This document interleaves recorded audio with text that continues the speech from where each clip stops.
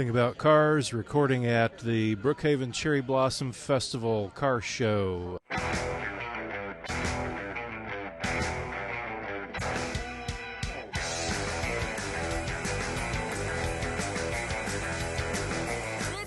The Thing About Cars, a podcast for car enthusiasts and the people who love them.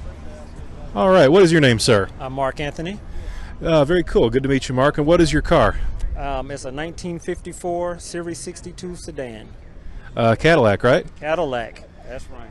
It is really, really beautiful. How long have you had it? Since 2014. Wow. Now, was it already this nice, or did you do the work? It was already this nice. And how much is original? Most of it. Everything is the original color, and all that, of course, has been redone, but with original, the original steel style. Yeah. So if the first owner happened to walk up, they'd recognize it. Oh, sure. Definitely. Yeah, it's really, really beautiful. So what was it about this car that made you want it? Hanging around a bunch of older guys with 1950s Cadillacs, and my 69 Caddy didn't seem old enough anymore. Yeah, those old guys will do it to you. I've been there a little bit myself. Very cool. So is it as fun as it looks? It is. It drives like a dream. Yeah, I see you got the burger joint tray on the window there. Do you ever actually take it to Sonic or someplace like that? To the Varsity at Gwinnett. Oh, excellent. Yeah. I'll bet they love it. Oh, yeah. That's why I got the Varsity things that you see. Oh, yeah. Mm-hmm. Do you have any kids or grandkids? None. Zero. Well, when you do, you're going to have to take them out for burgers in this car. No, sir. I am 51 years old, and that time has passed. Oh, okay. Right. Well, same age, same situation. Okay. Yeah, no, I just mentioned that because I've met people who do that kind of thing with their old cars. Mm-hmm. But, well, man, I tell you, this is one of the nicest cars I've seen. Enjoy. Thank you so much for talking with us. Well, thank you. Yeah. All right, sir, what is your name? Mercer Dye.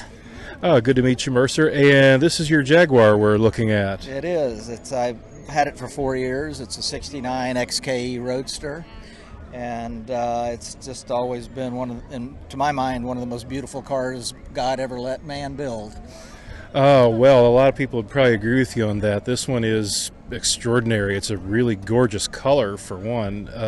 Does this color have a name? I think it's called antique teal, but I could be making that up. Yeah, well, that would be such an understatement. It's this kind of metallic blue, a little darker, and yeah, and wow. It's not a factory color.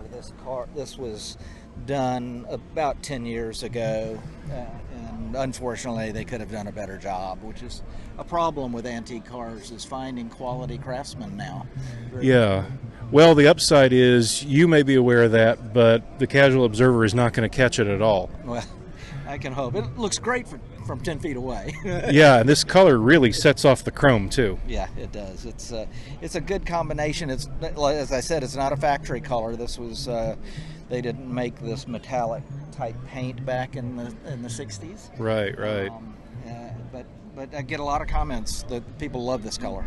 And this looks like an extraordinarily fun car to drive, right? It is. It's terrific. Back in the day when this car was first introduced, it was touted to be able to go 150 miles an hour. Yeah. That was unheard of back in the day. I think at one point at least it was the fastest thing you could get off a showroom floor. I believe that's correct. Yeah, late 60s, early 70s, everybody wanted the E-Type. That's right. And a lot of them still do. The series, this is Series 2. The Series 1s, which the white coupe down the road there, wherever it went. It's over there. Yeah, right over there. Is actually doing better in the market than the Series 2s are. The Series 1 cars are skyrocketing in value. Yeah, well, usually the first of anything people go nuts for, right. Even if later ones might actually be better. Well, I think it is mechanically a little bit better, but it just hasn't ridden the wave that the Series 1 has. Now, is this, which engine do you have? This is the straight 6. It's after this, they went to the 12 cylinder engine, but to me, this is a 4.2 liter, which is a pretty good size 6-cylinder engine. Yeah. The Series 1 has a 3.2, which is arguably a little faster engine than this one, but this one is far less finicky. This is a really bulletproof engine. Great, great. You know, the funny thing, too, I don't know if anybody's said it to you before, but the way this engine looks, it's almost reminiscent of some of the aircraft engines from World War II. Yeah, I'm in the aircraft business, and that's one of the reasons why I like this, because this engine looks like it'd be sitting in a Spitfire. It does. And who knows, some of them may have been built for aircraft. Maybe so, yeah. Yeah, I heard, nobody knows if this is really true, but you mentioned the 12 a moment ago. I heard a rumor somewhere that the reason they put the 12 in the E-Type was because the little 4-cylinder Lotus Elan kept embarrassing it in the 0 to 60 tests. That Lotus Elan is quite the car. It's been on my dream list for a long time. Thing weighs like 50 pounds, and big engine, and it'll scoot. I'll admit a little bias. I've got a +2 that I'm fixing up. Are you, dude? Really? But it's not going to be anywhere near as nice as your Jag. You just make it a work in progress. Exactly. Rolling resto. I'll never be able to fix the paint unless I win the Powerball. So but you can drive it. And driving. And that's why I bought it. Spent a lot of money on this thing and never want to drive it. That's not what I'm into. Right, right. Yeah. Well, every cool car I've bought has been because I want to drive it. Exactly. And yeah, that's what it's all about. And you know, it's a really pollen-filled day. Our listeners can't see this, but there's pollen blowing around all over the place. It's in coating. Clouds. Yeah, it's coating all these really nice cars, and so yeah, I just wanted to express some appreciation. Thanks for not letting that stop you from coming out today. No, I appreciate it. Thank you for doing this. And tell me, how do I get to the blog? Just go to www.thethingaboutcars.com. That's it. Yes, we were also on Facebook, and you can find us on all the podcasting sources. Well, I'll sure do that. You can listen to our episodes right there on that site. Okay, here, I'll give you a card, so Okay. you have something to tag that with those words of wisdom with. There you go. Oh, thank you. Great. Well, we've enjoyed talking with you. Thank you so much. Thank you, and good luck with your podcast. That's Thank you. terrific. Okay, what's your name, sir? Bob Allen. Alan, great. Good to meet you. What kind of car did you bring out here today? 1933 Ford Victoria. It's very pretty, and obviously not original. What all have you done with it? Well, just about everything. The only original part on the car is parts of the body. Everything else has been modified for the Hot Rod Power Tour. It has a Ford 347 stroker engine. The frame is made by a company in Chicago called Height. It's got a Ford Mustang 2 front end, a Woods rear end. It's highly modified. Wow, it really is something to look at. Now, what is the Hot Rod Power Tour?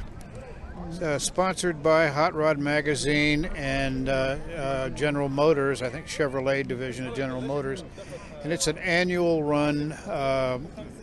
In past years, we've run out of Charlotte to the Wisconsin Dells. This year we start off in Concord, North Carolina, and wind through Virginia and into Tennessee, into Indiana, wind up in Norwalk, Ohio, about 6 days later. Every evening that we stop, there is a car show, and this event will attract anywhere from 3,000 to 6,000 cars over the course of the tour. Wow, that sounds like a lot of fun.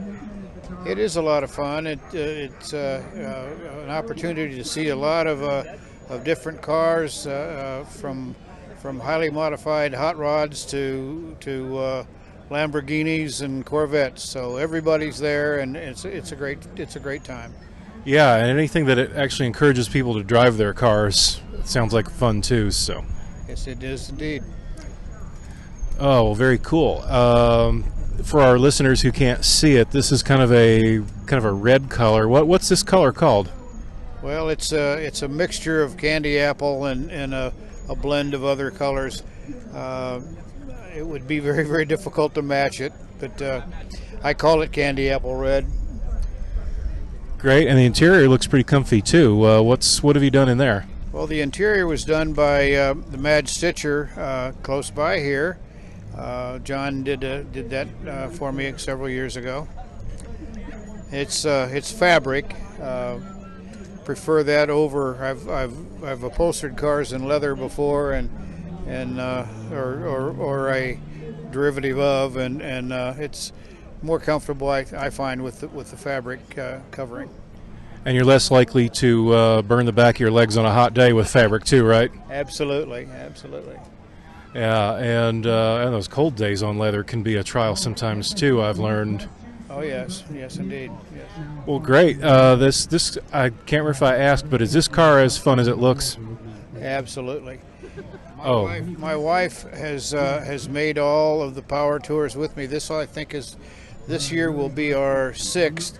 This is not the car we will be running. We're doing a 1987 S10 Blazer, and we're putting a LS, a new LS engine in it, and doing some other modifications to it. So we try to run a different car every year, but this one has been our standby, and this one has made 3 power tours. Wow, that's very cool. Well, thanks so much for talking with us. It's my pleasure. Thank you for inviting me. All right, what's your name, sir? I'm Jeff. Great. And you've got this checker cab out here. Yeah, it's a 78 Checker A11 taxi cab. Native Atlanta car, never a taxi. It was always a private car until I restored it. Oh, that's really interesting. Yeah, it lived in Linwood Park its whole life, and people know it because it sat there on the corner of Windsor Parkway and the other major road through Linwood Park, and sat in a carport for its whole life up until about 3 years ago. Wow, yeah, I was aware that there were a few Checkers out there that were sold as just regular cars, but not many at all. I think I've seen maybe 2 of those in my life. It was about 10% of the production every year. So if they sold between 3,000 and 5,000 cars a year, and 10% were typically private. Wow, and if this one sat in the carport a lot, it probably didn't have very many miles. No, it had 140,000 when I bought it. Very minimal rust. These cars would go hundreds of thousands of miles, but then they would rust out because they were typically in New York and Chicago, and get a million miles plus put on them, but then they would rust out. Yeah, the weather up there is not quite like down here. So you've got it done up as a cab now. It wasn't this color, was it? No, it was dark blue with blue interior, and we decided to make it look like a New York taxi. Yeah, for our listeners, it's that bright taxi cab yellow with the checkerboard stripes and the sign on the roof and everything. I didn't look inside. You don't have a fare meter in there, do you? You do? A working fare meter on the dash, yeah. Oh, that's even more awesome. Now, have you done something with the engine? Yeah, it's got a LS1 out of a 03 Tahoe. So engine, trans are out of the Tahoe. Everything else underneath is custom or restored. So probably a bit quicker than it used to be. Yeah, a good bit quicker. It was originally a 305 V8 Chevy, probably putting out about 160 horse, and now it's 310. But the real thing is it's reliable and it's got good gas mileage, and we've done 7,000 miles in it since we built it. We've taken on 2 hot rod power tours, so it's been all over the country in the last 2 years. Oh, that sounds like so much fun. Now, I imagine it's probably pretty comfy to ride in, too. Yeah, we did. It's got power seat out of a Cadillac in the front. It's got custom leather, power windows, power locks, tilt, everything, seat heaters, all the modern stuff that these never came with. Oh my God, yeah, when my wife hears that, she's going to hear the seat heaters and she'll be jealous. But yeah, hell, I'm jealous right now. So the car, it was originally bought by an old woman in Linwood Park named Ida. So when it was dark blue, it was called Miss Ida. And when we decided to change it to yellow, we found out Ida has a granddaughter named Velveeta. So we've named the car Velveeta after her granddaughter now. That's just too cool. Was she named after the cheese, or is this a coincidence? Well, I don't know what the granddaughter was named after, but the car's named after the granddaughter. Right on, yeah. And, it just spent a week down at the World Congress Center last week for the International Auto Show. It was a big hit down there last week. Oh, wow, yeah, I heard about this show. Unfortunately, we missed it. We were going to have our crew there, but yeah, well, awesome. This is just one of the coolest cars I've seen out here today. They're all very cool, but this one's a special kind of cool. Well, it's different. You know, there's not you don't see 5 of them like you do Camaros and Impalas and stuff like that. So that's sort of why I built it. I always wanted one, and it's a little different than stuff out there that you see. Oh, well, different is great, and thank you so much for speaking with us and for braving the pollen to be out here. And yeah, thank you, appreciate it.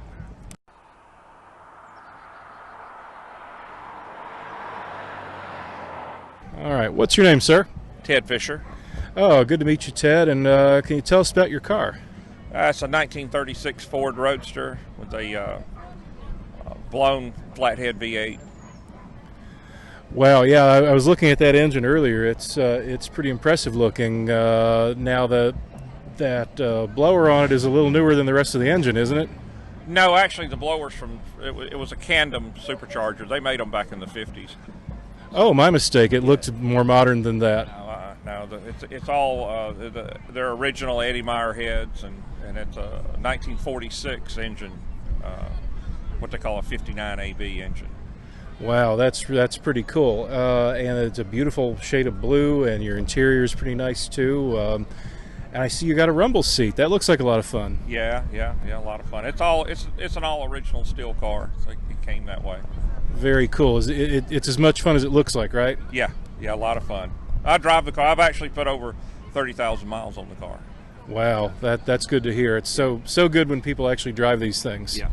I've driven it to Oklahoma, Florida, all around the southeast. Wow. How long have you had it? Since 1994. Oh, very cool. And how much have you done to it? Everything. Okay, so it was not this nice when you got it. No, it was not that nice when I got it. It was just in a million pieces when I bought it. Wow. Just a body and a bunch of parts. Well, beautiful work. It took me 2 years to build it. Awesome. I'm fixing an old car up myself, and I've got more time than that in, and it's not going to look a tenth this nice. So, my hat's off to you for that. Well, thank you. Yeah. Nice day like this, put the top down and just go for a ride. I know it. If it wasn't for the pollen, it'd be perfect. Yeah, well, and we here at the Thing About Cars really want to express a lot of appreciation to you guys for putting up with the pollen today. Yeah, well, it's just dust. Yeah. It'll wash off. It does. Well, thanks so much. All right, thank you. Yeah. Thank you for listening. This has been The Thing About Cars. We'll see you on the road.